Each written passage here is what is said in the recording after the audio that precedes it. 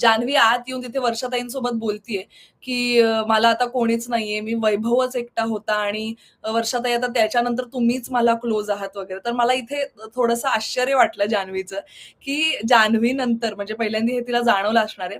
पण त्यानंतर जर तुम्ही एपिसोडच्या पुढे बघितलं असेल, तर जान्हवी ही खूप काय म्हणतात एक कन्फ्यूज स्टेटमध्ये आहे, की आता काय करावं? आता कोणासोबत खेळावं? आता टीम ए सोबत खेळावं का टीम बी सोबत खेळावं?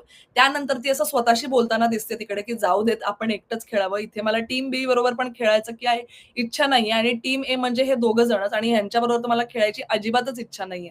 असं तिथे जान्हवी बोलताना दिसलीये आणि बहुतेक तरी ह्यापुढे आता जान्हवी एकटी खेळणार आहे का तिथे टीम सी बनणार आहे? याच्याबद्दल मी बोलणारच आहे पुढे. काय आहे टीम सी? आणि हे इथे आपल्याला कन्व्हर्सेशन दिसलं वर्षाताई आणि जान्हवीचं. वर्षाताई तिथे अजून एक गोष्ट म्हणल्या, की ह्याच्या पुढे नक्कीच तू जर चुकीच्या वाटेला गेलीस,